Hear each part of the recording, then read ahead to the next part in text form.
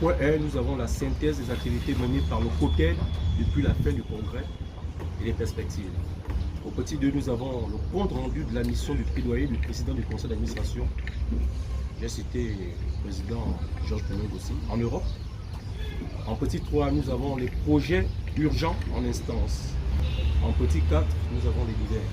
Le consortium de la Société pour la transparence électorale et la démocratie au Gabon a été en vitrine le 23 décembre 2022 en présence de son président, membre du bureau et invité. Là, ils sont aussi rentrés dans le domaine politique. C'est pas à vous que je raconte ça.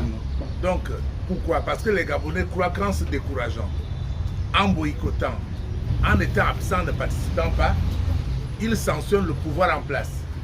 Ils sanctionnent le régime en place. Alors que c'est faux. C'est le contraire.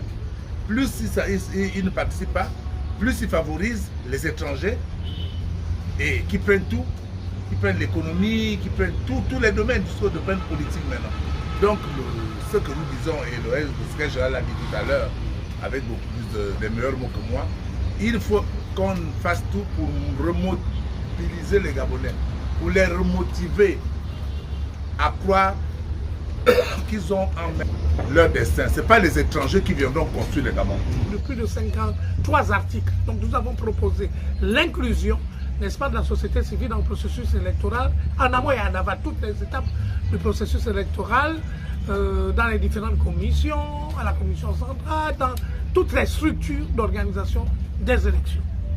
Donc nous avons fait des propositions en profondeur au niveau du fond et de la forme de cette loi. Nous l'avons critiquée, nous avons argumenté, nous avons même fait un exposé de motifs et une étude comparative avec les lois nationales, les lois électorales nationales du Sénégal et du Bénin, qui sont des pays de référence en ce qui concerne cette analyse.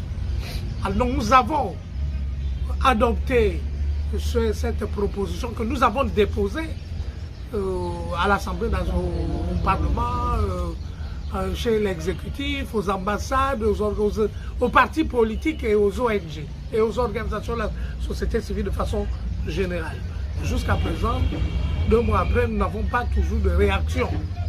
Ils ont prétendu, la présidente de la Cour constitutionnelle a prétendu qu'il fallait faire des propositions en ce qui concerne la réforme de la loi électorale, réforme électorale pour aller à des élections apaisées. Or, si on ne fait pas des réformes en profondeur, les mêmes causes produisant les mêmes effets, nous risquons d'aller vers une catastrophe en 2023. Après les explications des leaders lors de cette rencontre, le révérend pasteur Georges Plenel aussi, président du côté de Gabon, n'a pas hésité de fixer le cap en invitant la communauté internationale au secours de la gestion du Gabon. Il y a les autres, mais le rôle de la société civile était d'aller voir ses partenaires et leur donner le véritable visage, le véritable contexte que vit le Gabon, le véritable contexte de la situation du Gabon. Alors la situation, parlant de la situation politique et sociale du Gabon est préoccupante. Comme il vous l'a si bien dit, monsieur le secrétaire exécutif, il m'était revenu de conduire cette délégation. On s'est rendu d'abord à l'Union européenne, à Bruxelles. À Bruxelles, où nous étions reçus par la direction politique des services extérieurs de l'Union européenne qui s'occupe de l'Afrique centrale et de l'océan Indien.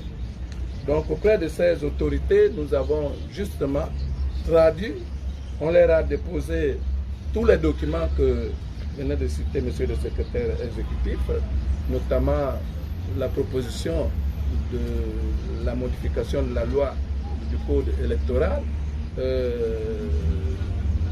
et le document de la loi, de la loi que vous connaissez tous, la loi liberticide, sur les réunions publiques et sur les manifestations publiques. Ça, nous leur avons transmis. D'autres documents, nous leur avons démontré par A plus B comment vit le Gabonais sur son territoire. c'est-à-dire où l'on n'est pas capable de pouvoir manifester son mécontentement, une désapprobation d'une situation, nous ne sommes pas capables de nous lever et faire une déclaration publiquement sans être inquiétés. On ne peut pas faire une marche, je leur ai parlé de mon cas par exemple, où le fait d'avoir marché sur 3 km dans mon quartier, à côté de notre église, j'ai été interpellé et traduit, extrait en justice. Parler de l'arrestation, de la mise en prison de M. Jean-Rémy Yama. Nous notons que c'est dans une ambiance de partage d'expériences et mise de mécanismes pour se faire entendre que cette rencontre a fait tomber son rideau.